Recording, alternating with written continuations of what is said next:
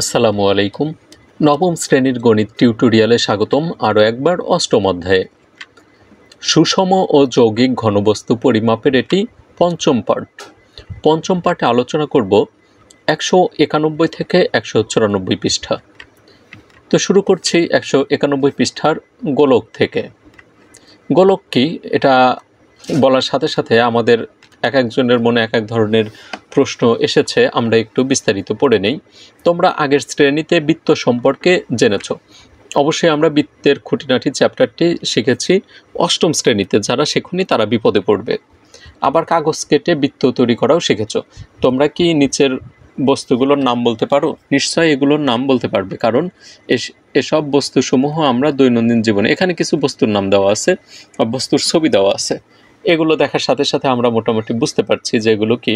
এটা ফুটবল, এটি মিষ্টি কুমড়া, এটি একটি পেয়ারার ছবি, আর এটি আপেল। আমরা কিন্তু এসবই দেখেছি।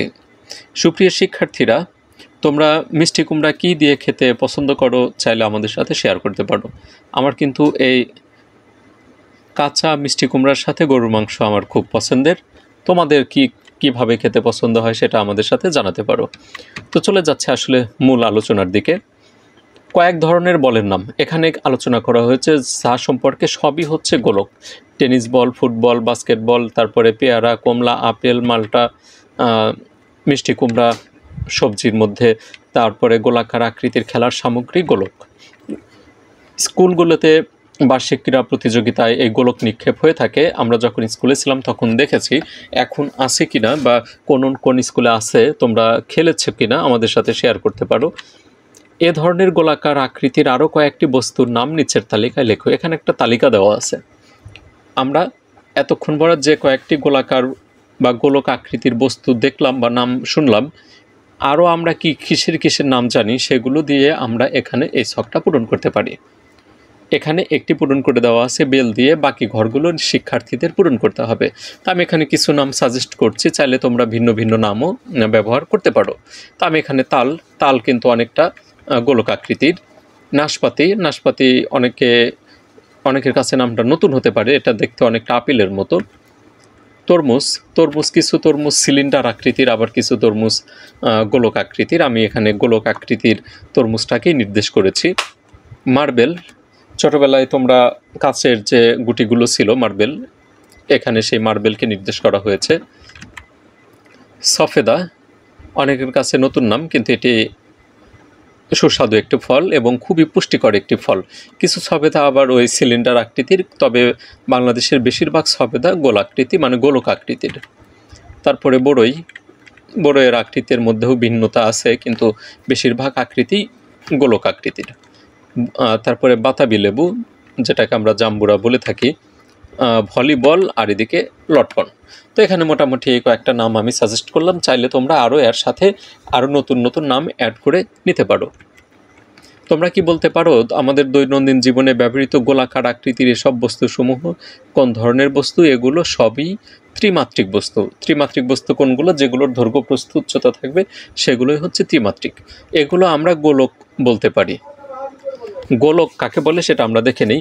বৃত্তের ব্যাসকে স্থির রেখে বৃত্তটিকে ওই ব্যাসের চারদিকে ঘোরালে যে ঘনবস্তু উৎপন্ন হয় তাকে গোলক বলে। আমরা সংজ্ঞাটা আবার একটু দেখে নেব।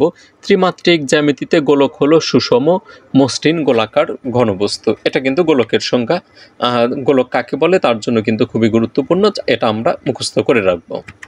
শুধু আমাদের গোলক চিনলেই হবে না, পরীক্ষাতে যদি আসে গোলক কাকে বলে, আমরা যদি বলি ফুটবল গোলক, হয়তো আমরা বুঝতে পারছি ফুটবল গোলক, কিন্তু শিক্ষকরা কিন্তু কখনোই মার্ক দেবে না, তারা চায় মুখস্থ পড়া আর কি। আমরা যখন গোলক জাতীয় কোনো ফল বা সবজি খাই, তখন এগুলোর গায়ে কতটুকু ছাল বা খোসা আছে তা জানার প্রয়োজন বোধ করি না। আমরা যে গোলক আকৃতির ফলমূল খাই, কখনো কি চিন্তা করেছি কতটুকু খোসা আছে? সেটা কিন্তু আমরা কখনো চিন্তা করিনি। কিন্তু যখন একটি ফুটবল তৈরি করতে যাই, তখন এর গায়ের চতুর্দিকে কতটুকু চামড়া বা এ জাতীয় উপাদান দরকার তা জানার প্রয়োজন বোধ করি। অর্থাৎ যখন ফুটবল তৈরি করা হবে, যে সকল প্রতিষ্ঠান ফুটবল তৈরি করে তাদের কিন্তু দরকার বা প্রয়োজন হয় যে ফুটবল তৈরি করার জন্য এর যে চারপাশে বা চতুর্দিকে কতটুকু উপাদান লাগবে, তাদের কিন্তু এটা প্রয়োজন হয়। অতএব চামড়া বা এ জাতীয় উপাদানের ক্ষেত্রফল জানা জরুরি হয়ে পড়ে। অর্থাৎ একটা ফুটবল তৈরি করার জন্য ভিতরে যে আকৃতিটা থাকবে তাকে ঢেকে দেওয়ার জন্য কতটুকু চামড়া লাগবে বা কতটুকু ওই ধরনের উপাদান লাগবে, এইটা বের করার জন্য কিন্তু এই গোলক জাতীয় যে বস্তুগুলো আছে তার কিন্তু ক্ষেত্রফল জানা প্রয়োজন। তা এখন আমরা ধীরে ধীরে কিভাবে গোলকের ক্ষেত্রফল আমরা নির্ণয় করতে পারি সেই কৌশলগুলোই এখানে আমরা দেখে নেব। গোলকের পৃষ্ঠতলের ক্ষেত্রফল। পৃষ্ঠতল বলতে আমরা আসলে কি বুঝি? আমরা একটা ফুটবলকে কল্পনা করি, ফুটবলের যে অংশটা আমরা ধরতে পারি, ছুঁতে পারি, অর্থাৎ বাইরের চতুর্দিকের অংশটা, এটাই হচ্ছে সম্পূর্ণ অংশটাকে আমরা পৃষ্ঠতল বলে থাকি। দলগত কাজ, সেখানে একটা দলগত কাজ রয়েছে, মূলত সমাধানই করে দেওয়া আছে। প্রথম ধাপে যা করতে হবে, একটি গোলক জাতীয় বস্তু, যেমন প্লাস্টিকের টেনিস বল নাও। টেনিস বলগুলো মূলত প্লাস্টিকের না, এগুলো আসলে রাবারের হয়ে থাকে। তো আমরা একটা রাবারের বল দোকান থেকে 15 টাকা, 20 টাকা, 30 টাকা এই ধরনের টাকা দিয়ে আমরা একটা বল কিনে নেব। শিক্ষার্থীরা যে বল কিনে সেটা নষ্ট করবে খেলা বাদ দিয়ে, এটা আমার বিশ্বাস করতে কষ্ট হচ্ছে, কিন্তু অঙ্কের প্রয়োজনে তোমাদের কিনতে হবে যদি হাতে কলমে শিখতে চাও। তারপর বলটির ঠিক মাঝ বরাবর কেটে চিত্রের ন্যায় দুটি অর্ধগোলক পরিণত করে। এখানে চিত্র দেওয়া আছে। বলটাকে কাটতে হবে। সবচেয়ে দুঃখের বিষয় যে বল দিয়ে আমরা নিয়মিত খেলে থাকি সেই বলটাকে কাটতে হবে এই গোলকের পৃষ্ঠতলের ক্ষেত্রফল মানে হাতে কলমে শেখার জন্য। তো ঠিক মাঝ বরাবর শিক্ষার্থীদেরকে সাজেস্ট করব, তোমরা একটা বল কিনে 2-4 দিন খেলো, খেলার পর এমনিতেই মাঝ বরাবর ফেটে যাবে, তখন সেটা দিয়ে চাইলে অঙ্কের সমাধানটা করে নিতে পারো। দেখতে পাবে অর্ধগোলক দুইটির যে বরাবর কাটা হয়েছে সেই বরাবর গোলাকার তৈরি হয়েছে। অর্থাৎ বলটাকে যখন কাটা হবে যে বরাবর, এই যে উপরের বরাবর, এখানে একটা গোলাকার আকৃতি আমরা দেখতে পাবো। নাম্বার 3 ধাপে, অর্থাৎ এখানে যে কাজটি করতে হবে, যে কোনো একটি অর্ধগোলক নাও, কাটা দিক উপর করে। এখানে আমরা একটা অর্ধগোলক নিলাম। এই অর্ধগোলকটা আমরা একটা কাগজের উপরে রাখবো। আমরা যে বলটা নেব এইভাবে কাগজের উপরে রাখবো, রেখে নিচের দিকে করে বা এক টুকরো কাগজের উপর রাখো। অতঃপর অর্ধগোলকের চারদিকে আমরা যে এর আগের অঙ্কে কোনকের যে চারপাশে দাগ দিয়েছিলাম, মনে থাকার কথা, ঠিক একইভাবে এই যে আমরা যে একটা বল দেখতে পাচ্ছি, এটা অর্ধবল, এর চতুর্দিকে আমরা ঘুরিয়ে নেব, দাগ দিয়ে নেব। দাগ দেওয়ার ফলে নিচে আমরা একটা বৃত্ত দেখতে পাবো। অর্ধগোলকটিকে কাগজের উপর থেকে তুলে নাও। এখন এটাকে আমরা তুলে নিলে নিচে আমরা এই ধরনের একটা বৃত্ত দেখতে পাবো। বৃত্ত বল অনুযায়ী হবে। এখানে আমি একটা আনুমানিক বৃত্ত নিয়েছি। তারপর কি দেখতে পাচ্ছ? কাগজের উপর যে চিত্রটি অঙ্কিত হয়েছে তা কি তুমি চিনতে পারো? অবশ্যই চিনতে পারি, এটি একটি বৃত্ত। একটি কাঁচি দিয়ে বৃত্তটি যত্ন সহকারে কেটে নাও। কাঁচি বলতে আসলে আমরা আঞ্চলিক ভাষায় যেটাকে কেচি বলে জানি, সেটা দিয়ে এটা আমরা কেটে নেব। তারপর বৃত্তটির ব্যাসার্ধ পরিমাপ করো। কেটে নিয়ে আমরা এটার ব্যাসার্ধ পরিমাপ করব। অতঃপর বৃত্তটির ক্ষেত্রফল পরিমাপ করে নিচের ছকটি পূরণ করো। এখন আমরা এই ছকটা পূরণ করব। ব্যাসার্ধ কত আছে? ব্যাসার্ধ এখানে আমি আনুমানিকভাবে ব্যাসার্ধ মেপে ধরে নিলাম যে 3 সেন্টিমিটার। আর ব্যাসার্ধকে মূলত আমরা আর দ্বারা প্রকাশ করে থাকি, আর না লিখলেও চলবে। ব্যাসার্ধ 3 সেন্টিমিটার। 3 সেন্টিমিটার ব্যাসার্ধ বিশিষ্ট বৃত্তের ক্ষেত্রফল কী হবে? বৃত্তের ক্ষেত্রফলের সূত্র পাই আর স্কোয়ার। আমরা মান বসাই।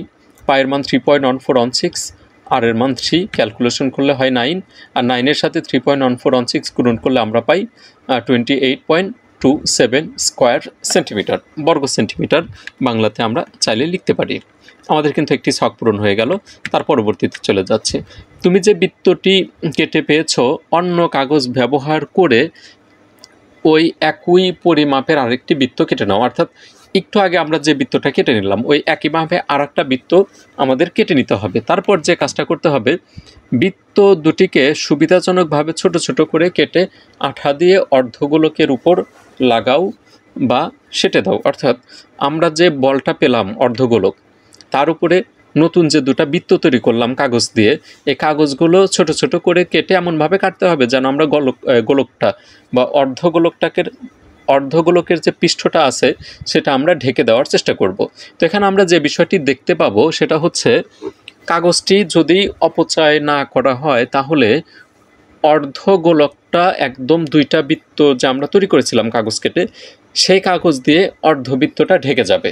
এখানে মূল কথা হচ্ছে কি, অর্ধবৃত্তটা ঢাকার জন্য নিচে যে একটা বৃত্ত তৈরি হয়েছিল কলম দিয়ে আমরা যে দাগ দিয়েছিলাম, সেই পরিমাণ দুইটা বৃত্ত তৈরি করতে যে কাগজ লাগবে সেই কাগজ দ্বারা এই গোলকটা বা অর্ধগোলকটা ঢাকা যাবে, সম্পূর্ণ ঢাকা যাবে।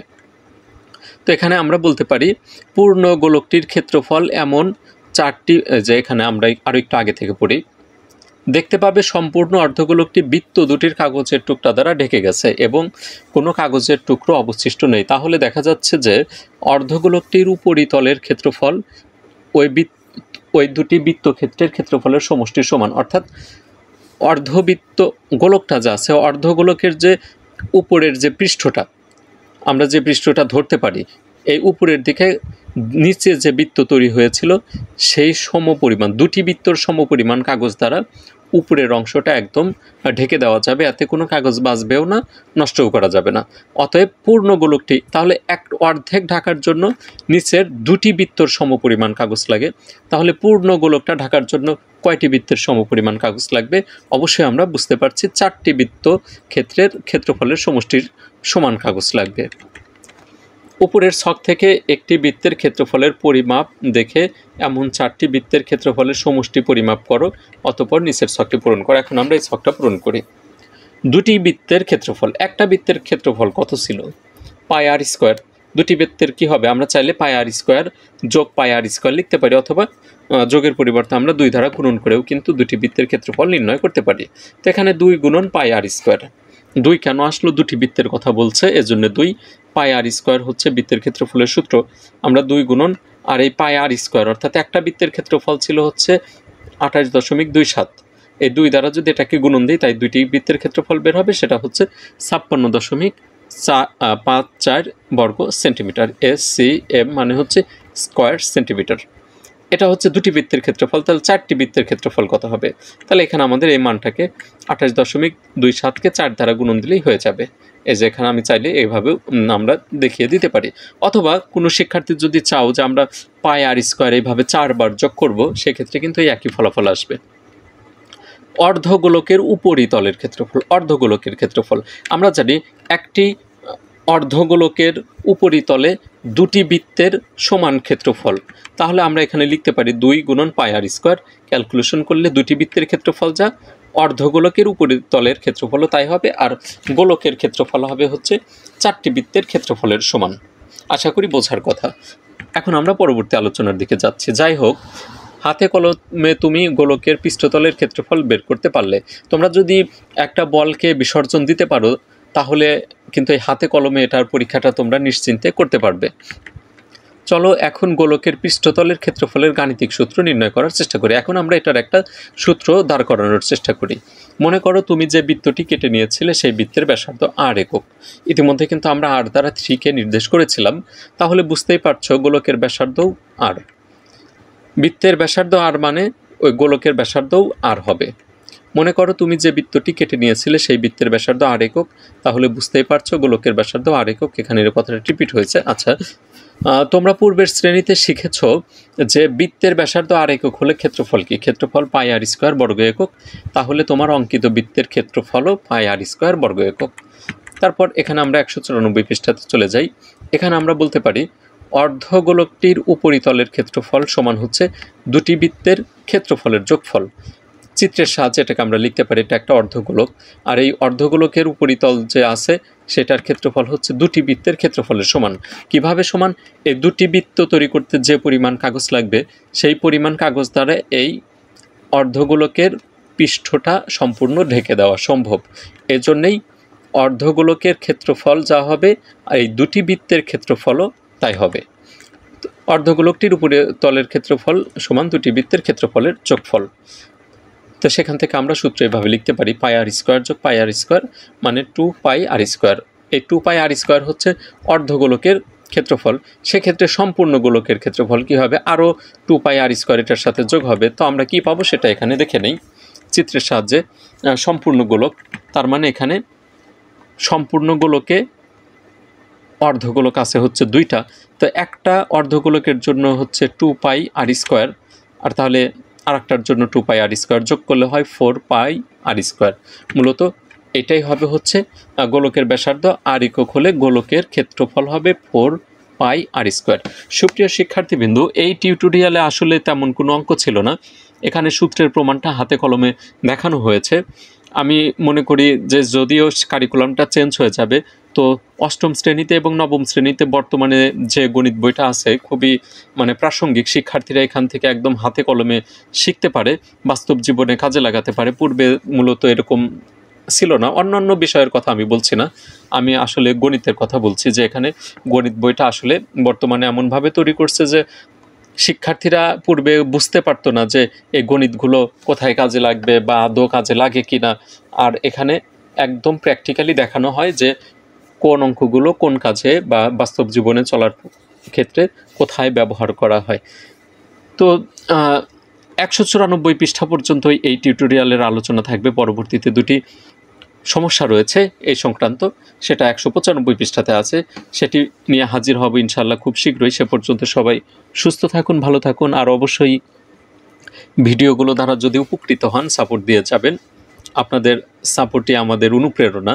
অনেকে অনেক কমেন্টস করেন, রিপ্লাইয়ের চেষ্টা করি দেওয়ার জন্য, কিন্তু সময় স্বল্পতার কারণে অনেক সময় ইচ্ছা থাকা সত্ত্বেও রিপ্লাই দেওয়া হয় না, কিন্তু আমি চেষ্টা করি প্রায় প্রতিটা কমেন্টই পড়ার জন্য। সবাইকে অসংখ্য ধন্যবাদ, এই সাপোর্ট ধারাবাহিকভাবে দিয়ে যাবেন ইনশাল্লাহ। সবাই সুস্থ থাকুন, ভালো থাকুন, আল্লাহ হাফেজ।